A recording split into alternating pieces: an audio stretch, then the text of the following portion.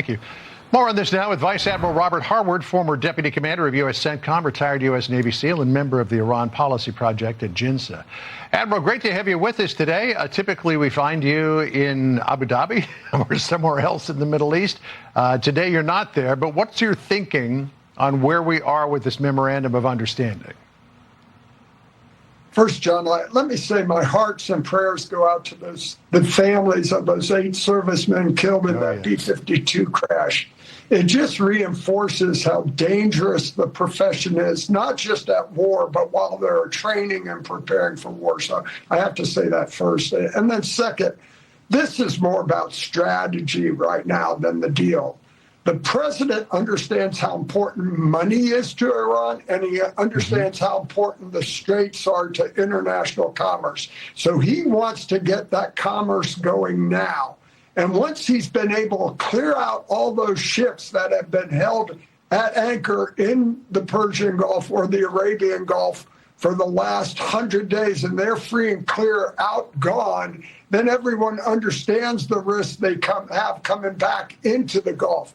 But at that point, then the president can go right back to where we are today in a matter of moments. So if the Iranians think they're going to dally or not, which I doubt they will, I doubt they'll concede anything regarding their nukes, their surrogates, or their funding. But if they dally and he senses that, we can go back to where we are today, but he'll have allowed all the European international ships that were held hostage by Iran to be outside of the Gulf. So this is very good strategy.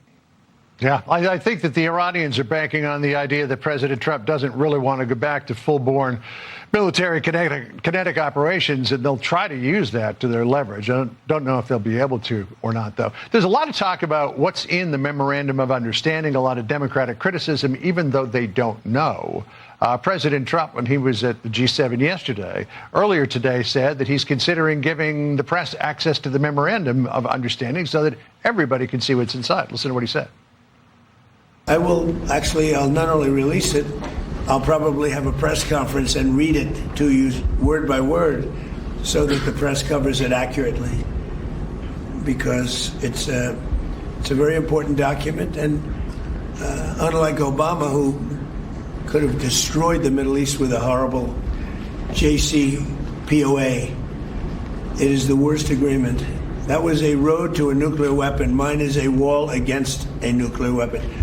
I mean, I see these people say, but we already had one. That was the words. He paid a fortune for it. We paid nothing. So what do you think of what the president's saying there? We again, do not know the exact text of the MOU. He says he's willing to read it out word by word.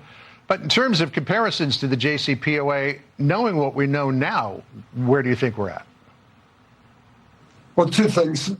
President Trump has been the most transparent, open, almost over-communicative president we've ever had. So I think it would play out very well for him to share that information. At the same time, he's kept deception, kept our enemies and even our public not knowing what he's going to do. So that OPSEC, operational security, and his ability to confuse everyone has paid big dividends in all of this. And you're seeing both those at play. But back to the JICPOA, as you talked about. The difference now is we know we've taken out their cascades. We know it's going to be tough to get that material. And we are financially strangulating. So all those change the dynamics of the JICPOA dramatically. But at the end of the day, it's about the money. So controlling that money and not releasing or giving any benefit to Iran until we've accomplished all those end objectives, be it recovery of the nuclear material, no funding of the surrogates, all those is, again, very sound strategy. And I think if we're able to see that MOU, that may be more apparent to everyone. Yeah, and in terms of money, I mean, there's a big pot that's dangling out there, a very huge carrot of some $300 billion in funds that would be fronted by Gulf countries to rebuild and improve Iran's infrastructure. But that's all going to be performance-based, and Iran will not get a dime of it unless it fundamentally changes. Here's what the vice president said earlier today. Not a single cent of American money goes to Iran. Not $300 billion, not $24 billion, not any of the money, the dollar figures that I've seen floating around. Maybe Qatar or the UAE or Saudi Arabia, maybe they want to invest in Iran and build a power plant. The United States, our approach to that is going to be, yeah, you can do that so long as the Iranians are behaving properly. But if they don't behave properly, they don't get any of the benefits of this bargain. And so you see the propagandists who are saying, here are all the things Iran gets. And the fine print, which actually the big print in the actual agreement is, they don't get any of that stuff unless they totally transform themselves as a country. Unless they totally transform themselves as a country. A senior administration official told us in a briefing last week that this deal is aimed to fundamentally change Iran's relationship with the rest of its Gulf neighbors and the rest of the world, and its funding for terror proxies, quit making a mess of the Middle East and everywhere else. But that would cut against nearly 50 years of history, and a leopard doesn't change its spots.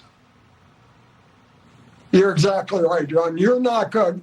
End state does not happen until you have the regime or the government in Iran renounce the whole core principles of the Islamic Revolution.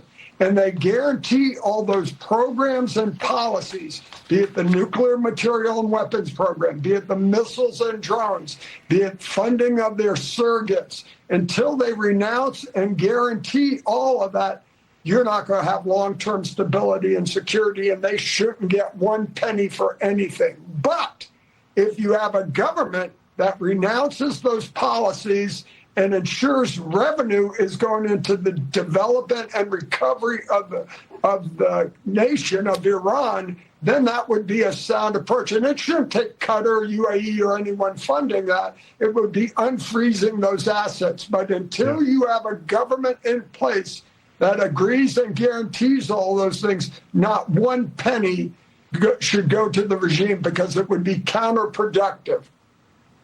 We will see how it goes. Vice Admiral Robert Harward, good of you to join us today. We'll see you again soon. I hope to see you soon, John. All right, appreciate it. Thank you.